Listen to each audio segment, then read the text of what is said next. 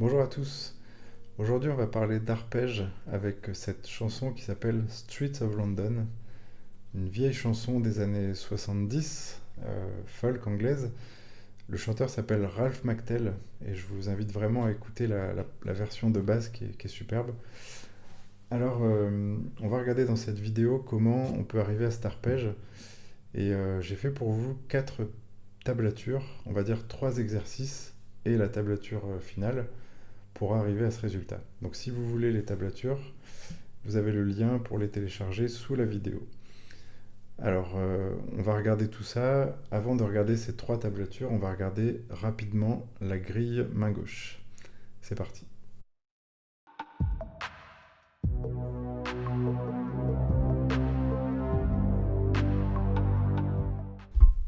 Alors, la grille main gauche, cette fois, il n'y a pas 4 accords, mais 8 accords.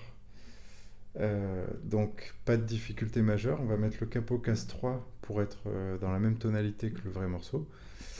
Et donc, la grille, ça fait Do, Sol, La mineur, Mi mineur. Jusque-là, tout va bien. Fa, Do. Alors pour le Fa, je vous conseille vraiment de mettre le pouce et de faire les trois doigts sur les cordes de Ré, Sol, Si. Donc 3, 2, 1. Alors pourquoi mettre le pouce? Parce que quand on enchaîne un Fa et un Do en arpège, ce qu'on fait là, en fait, si vous faites un barré, au moment où vous allez retirer votre barré, vous allez perdre la résonance de cette note. Alors que si vous... de la corde de Si. Alors que si vous faites avec le pouce, bah notre index il est déjà en place pour le Do. Donc en fait ça va vraiment faciliter la transition. Donc vraiment je vous conseille de mettre le pouce. Ça va vous aider pour cette chanson. Il y a beaucoup de gens qui sont contre mettre le pouce, mais c'est des gens qui jouent pas Streets of London. Donc Fa, Do, ensuite Ré, basse, Fa dièse. Même chose, je vous conseille de mettre le pouce. Et ensuite, bon, sur le Ré, basse, Fa dièse, moi j'ai plusieurs doigtés, mais ici je choisis majeur et petit doigt. Et on finit par un Sol. On va faire un Sol un peu modifié avec... on laisse la corde à vide sur la corde de Mi. Et je mets le petit doigt sur la corde de Si en casse 3. Donc ça fait un Sol 13. Mais bon, ça reste un Sol. Voilà, donc ça c'est le premier tour. Et le deuxième tour, au lieu de faire Ré, Sol, on va finir par Sol et Do. Voilà, ça c'est pour la grille. Alors, on est parti maintenant pour regarder la main droite. Et donc on va regarder un premier exercice qui va nous expliquer un petit peu la trame globale, le squelette, on va dire, de l'arpège. Alors c'est parti.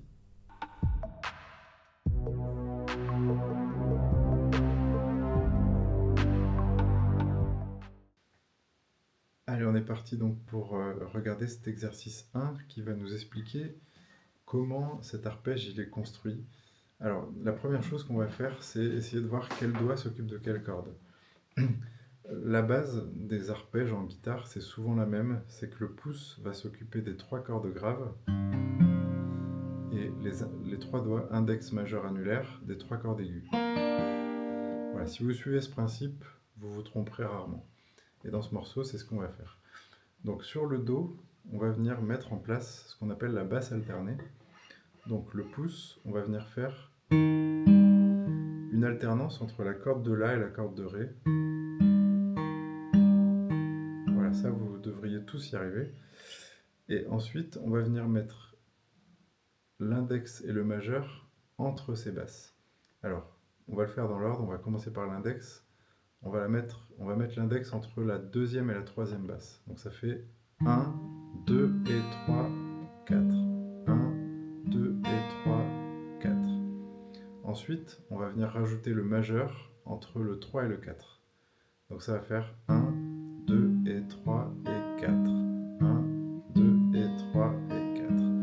Alors je vous conseille de faire tourner cet arpège en restant en Do déjà, et faites-le très doucement pour vraiment que vos doigts ils mémorisent ce schéma, ce cycle. Une fois que c'est bon, vous pouvez l'accélérer.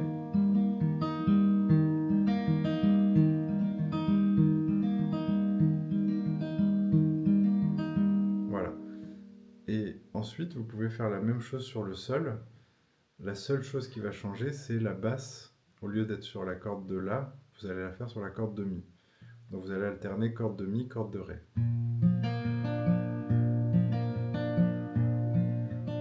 Voilà. Une fois que vous avez fait cet arpège en Do et en Sol, finalement vous l'avez fait pour tous les accords, puisque tous les accords qui ont leur basse sur la corde de La, donc le Do et le La mineur, ben on va faire l'arpège qu'on a vu sur le Do. Et tous les accords qui ont leur basse sur la corde de Mi, vous allez faire l'arpège du Sol. Donc, on peut déjà jouer tout le morceau avec cet arpège. Donc j'essaie de vous le faire.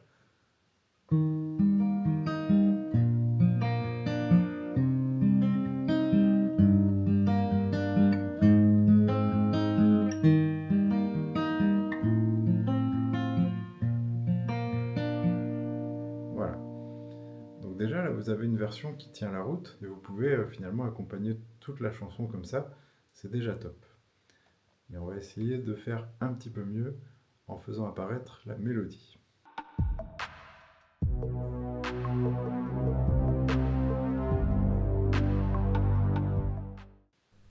Donc pour faire apparaître la mélodie, on va venir rajouter une note par accord sur la première basse de chaque accord. Donc par exemple sur le Do, on va venir jouer la corde de Mi avec l'annulaire en même temps que la basse. Et ensuite je vais faire l'arpège qu'on vient de voir. Donc ça fait...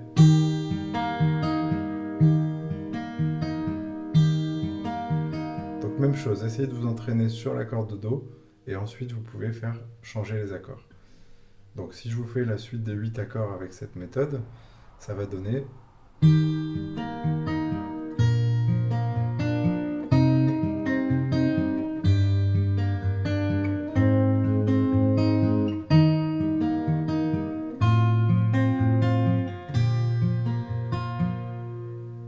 Voilà. Alors vous avez vu que je ne fais pas toujours la même corde sur ce premier temps, pour la note aiguë. En fait, vous verrez sur la tablature numéro 2, quelle corde je choisis. En fait, je choisis la corde qui correspond à la mélodie du chant, puisque le but c'est de faire apparaître la mélodie. Voilà, donc là on a déjà une version encore plus aboutie, mais c'est pas encore nickel parce que ça manque un peu de fluidité. Alors c'est ce qu'on va voir dans l'exercice 3, comment on va fluidifier tout ça et comment on va essayer de détacher un petit peu la mélodie des basses.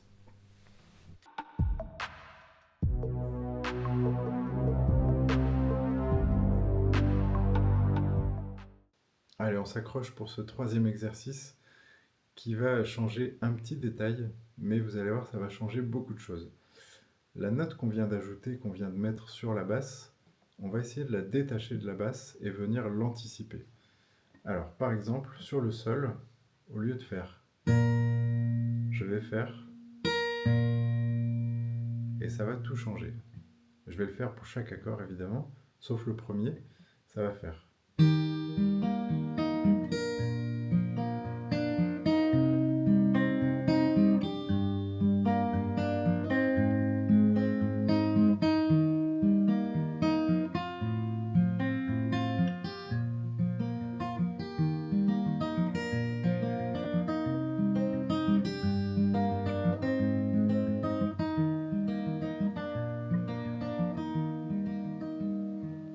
Voilà. En fait, cette méthode, elle est hyper pratique puisque ça permet vraiment de donner l'impression d'une indépendance entre la mélodie et la basse. Donc, l'idée, elle est simple, c'est de dire on anticipe la note aiguë par rapport à l'accord. Donc ça va vous obliger à passer votre accord un tout petit peu avant. Regardez mon passage du Sol, il n'est pas sur la basse, il est juste avant. Je l'ai déjà passé ici. Voilà. Donc essayez de vous entraîner à faire ce principe, et vous allez voir que vous pouvez le faire sur cette chanson, mais sur plein d'autres, et ça va vraiment fluidifier votre jeu. Maintenant qu'on a vu l'exercice 3, vous avez toutes les billes pour travailler la version finale, que je vous ai joué en intro. Je vais vous la rejouer en entier avec le refrain en plus. Donc j'espère que vous arriverez à le jouer. N'hésitez pas à me le dire en commentaire. Et je vous dis à bientôt pour des nouveaux tutos. Ciao! Have you seen the old man? in the closed down market, kicking up the paper with his worn out shoes. In his eyes you see no pride, and helplessly at his side, yesterday's paper telling yesterday's news. So how can you tell me you're lonely, and you say for you that the sun don't shine? Let me take you by the hand and lead you through the streets of London.